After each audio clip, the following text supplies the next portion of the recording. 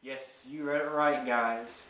National Geographic's wonderful show, Doomsday Preppers, is a freaking joke. I don't know if I'll be just one of others talking about it, but if you watched the episode last night, November 13th, 2013, with the guy who was making his own body armor, and he claims to be that he is going to be the marauder that we are all preparing for. Now, to start off with, I'm not a hardcore prepper. As you can see, this little room I'm in, this is as much room as I have to completely keep all my preps in, and there's not much in here. I mean, I keep the essentials, the rice and beans and dried food and stuff like that. I have my guns, ammunition, and everything, and I consider myself a low-key prepper. I don't have a big place, to do a bunch of gardening and all that kind of stuff, and to bury stuff in the ground. But I do consider myself a low-key prepper. Well, this guy came out and said last night on the show that he is the one that we are all preparing for. He's the opposite prepper, basically. And he came out on the show and pretty much just showed that he's the dumbest prepper there is. He's trying to make body armor, supposedly, with ceramic tiles and your everyday fiberglass wrapped up and then coated in roofing tar. Well, first of all, on National Geographic, it's just all set up fake crap. I mean, there are some preppers out there that are legitimate preppers. Obviously, there's a lot of legitimate preppers on YouTube. The practical preppers that are for the show, Engineer 775 and Southern Prepper 1. Those are the practical preppers. A couple of great guys. I watch their videos all the time, and those were legitimate preppers, and they got legitimate things going on for them. And at the beginning of the whole series, the show itself was pretty interesting, and I like to watch it, and I learned some things, over shelters and whatnot. And now it's just become a horrible clown fest. I mean, come on, trying to make body armor out of ceramic tiles and fiberglass. Sorry, it's not Kevlar. What a joke! It's just that dude was the dumbest piece of attention. Which National Geographic's smart. They know what they're doing. They're making talk about their show. So people are going to go research their show, and we're going to see this video, and they're going to look for the episode, and they're going to find it. People are, and they're going to watch it. So they're getting the views they want. But the Moms Demand Action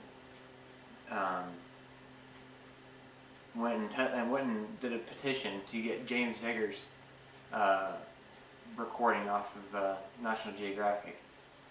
And watching Yeager stuff, he said that they brought extra camera, extra film, photographers and everything out to his place to record all of his preps.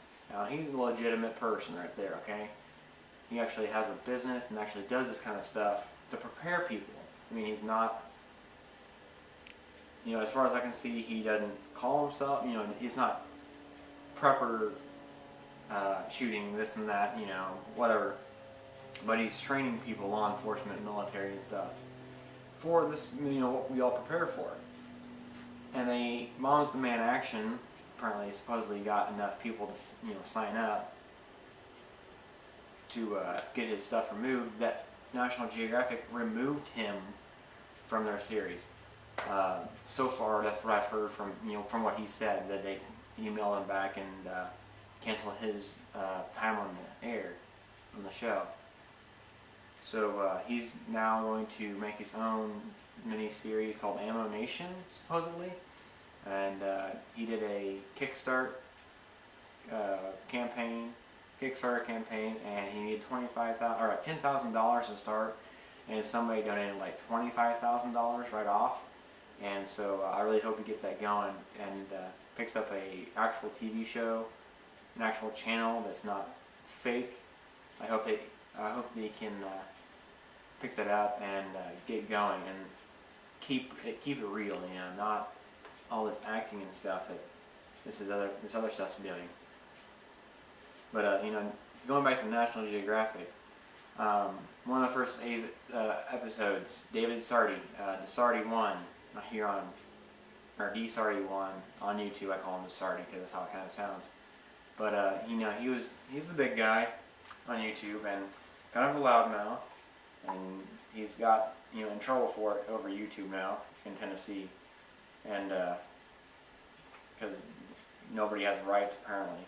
But he was preparing, or according to the show anyways, he was preparing for an EMP. Well, before the show, I had kind of passed him on YouTube a couple times and thought he was kind of a weirdo. And then I saw him on the show and I was like, hey, I've seen him before. And so I went to YouTube, found him, and I subscribed to him and everything, and came out a couple of months later that when National Geographic was at his house, they made him build that little shelter for the EMP. And so it was going to be EMP proof and everything, and it was just a setup joke. And in reality, all you need for an EMP is a metal trash can, and you put your stuff down inside of it, and the electronic magnetic field would completely go around the trash can and miss all the electronics that are inside. And so they made it look like he was preparing with this giant house and a storage unit, shed thing, and really he wasn't. And so that's how National Geographic plays with their show quite a bit. And I know that they alter stuff quite a bit, because I've seen some of the preppers videos that were on TV, and then I found them later on YouTube, like the behind the scenes stuff, and some stuff didn't even happen when they were doing the recording. Like, it happened, but they didn't show the real stuff that actually happened during the recording of the show. And so, it's just getting more and more unrealistic and more of a joke. And a couple weeks ago they came up with this new thing that was American Blackout, which they tried to do a good depiction of what it would be like in America if the grid was cut down. And yes, not cut down, but cut off. And the electricity was cut off, and you couldn't do elevators, and power was out for so many days and hours, whatever. It's a good reality to think about, and I think about it all the time. What if we couldn't, what if the fuel pumps were done and people were coming, Well, if I need some gasoline, I'm going to do some bartering, and if somebody's going to attack me because I'm trying to do some bartering, this is why I got the AK for, or any other gun. But the way that the National Geographic plays with viewers' minds is ridiculous, and the people that actually go by what they are showing are just as stupid, just as guilty. So preppers, they learn from these idiots that they show. I learned that I know that there's going to be marauders if something happens. Those who aren't preparing, and I know that there are people that are preparing as if that guy that they were showing, that are preparing to basically be the marauders, but kind of in disguise. I know that's there, and now that's kind of it's always been a reality to me, but now it's just twice as bad, and they just went off and proved that there are idiots out there, and they'll hand the airtime to anybody. But it's kind of, I mean, overall, it really just kind of pisses me off that they gave airtime to this moron making body armor out of ceramic tiles and, you know, fiberglass and the thin 16th inch pieces of, you know, metal. When James Jagger's, his stuff is legitimate, and they're not going to air his stuff. So you gotta watch out what you see, what you watch. Make sure it's legit. If it's not, don't be stupid and think it is. Do your research. Don't take stuff wholeheartedly until you actually know anything about it. So that's another thing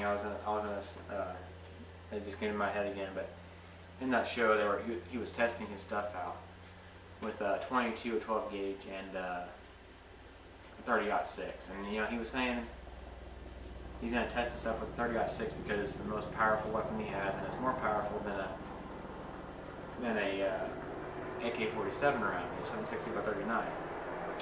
And yes, the 30-06 is much more powerful than a 7.60 by 39, but he's using the soft points and being completely retarded about the whole situation. And so, I'm sorry, a 7.62 by 39, I got soft points in it, okay? Soft points in this magazine, it goes soft points, full metal jacket, soft point, full metal jacket, and then these are hollow point, full metal jacket, all the way down, goes back and forth. You know, where I'm living right now, I'm using steel case plastic cord ammo in my defense magazine for my AK. That way, I don't send around through my walls, through my garage walls, and into my neighbor's walls, because it would. I mean, you can shoot an AK through a car door and continue, or through both car doors, and then it'll continue to the next person or next vehicle or whatever. And so, for him to say that 30-06 was going to be so much more powerful than this and that is just ridiculous, because there are much more powerful rounds than the 30-06, and there's much more powerful rounds than that the other people own.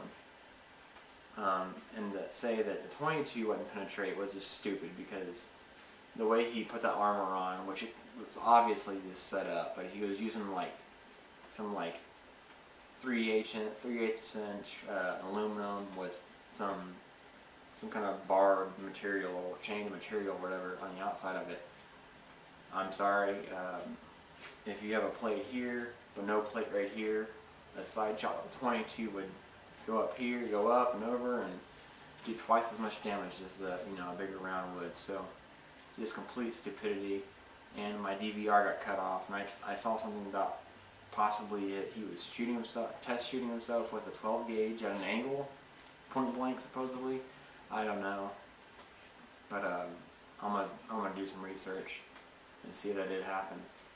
But just gotta make sure that whatever you do, whatever you watch, you don't take it wholeheartedly until it's confirmed and the stupidity is put back on them and not you. Because if you go and try to do what they're doing, it could turn out really bad for you. And so that's all I got to say. Just a quick update. So thanks for watching. I'm going to have some more coming soon.